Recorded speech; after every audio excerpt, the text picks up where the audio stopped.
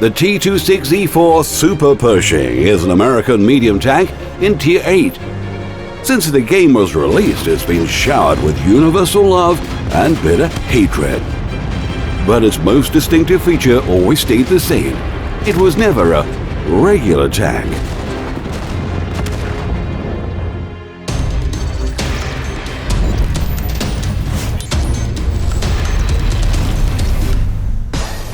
The premium tanks in our game are always a little different. Unique gameplay is often the way we describe it. Here, that means a little more.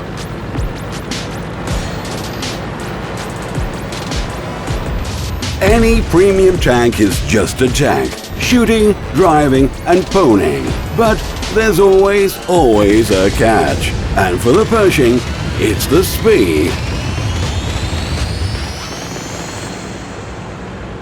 Take a peek at its combat characteristics and you'll see its maximum speed of 40 kilometers an hour. 40 kilometers? To put it mildly, that's not much. Keep in mind this is a medium tank. And even worse is the fact that once you leave the garage and enter the battle, you'll realize that the Pershing never reaches that maximum speed, ever.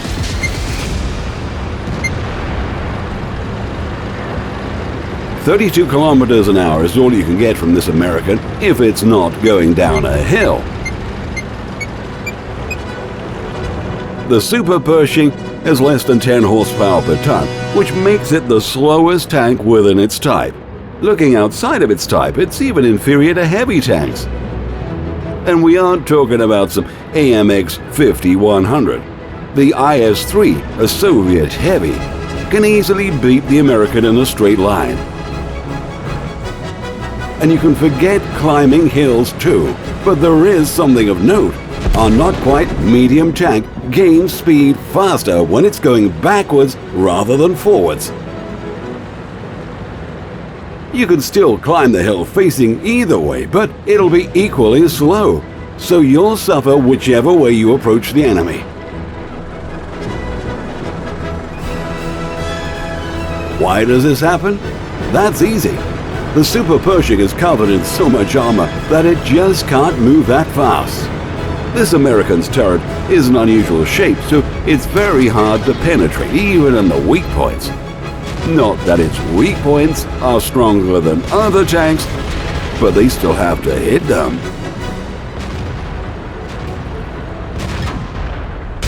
The daunting BL-10 hits them 4 times out of 10. In other cases, the shell either misses or fails to penetrate. Armor-piercing shells, but it doesn't penetrate.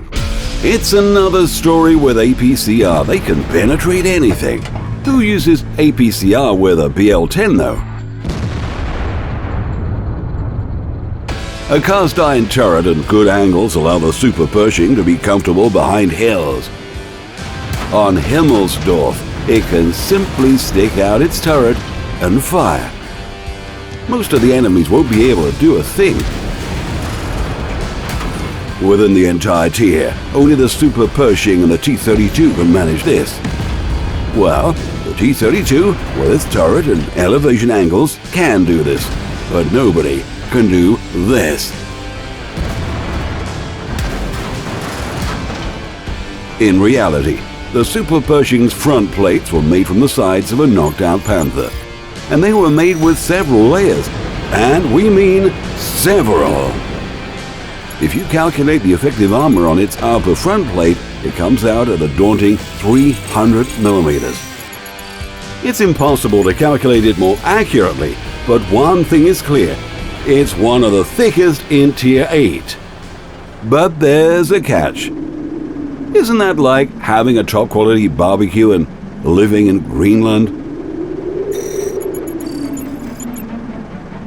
I mean, how often are you hit on your upper front plate? Once or twice a month?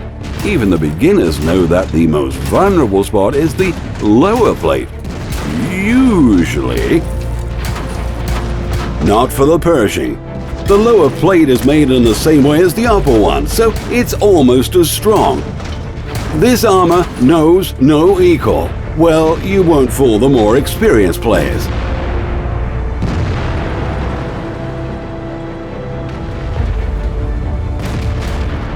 But the first move of many players is to fire at the lower plate. No penetration. What a surprise! Remember that the Pershing has a hard face and a soft behind. The armor is what makes the Pershing a real frontline tank. Yes, this is a medium tank, but it does a heavy tank's job. Think that strange?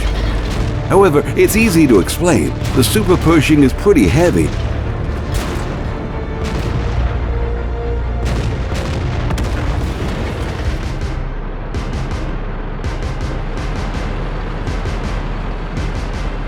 You can't really call it a medium. All characteristics shout that it's heavy. There are some other paradoxes like that in World of Tanks.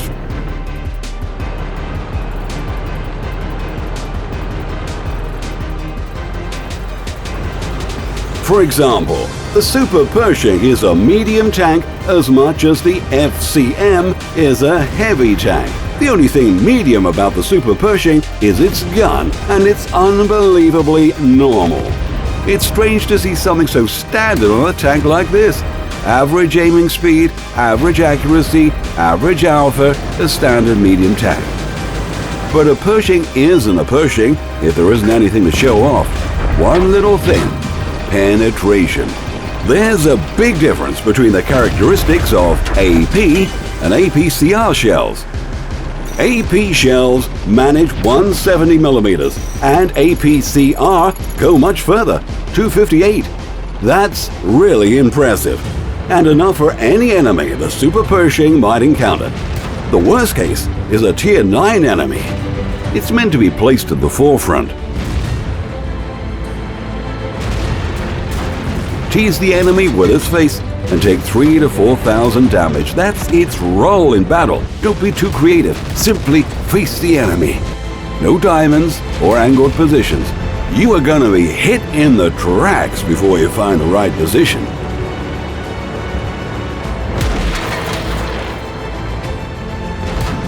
Well, it won't hold the front alone. But be honest, who can? Just remember that if you need someone to distract enemies and absorb damage, that's the Pershing. It's among the few tanks which you can almost call impenetrable. What a shame. It'll never meet the Bat Chatillon.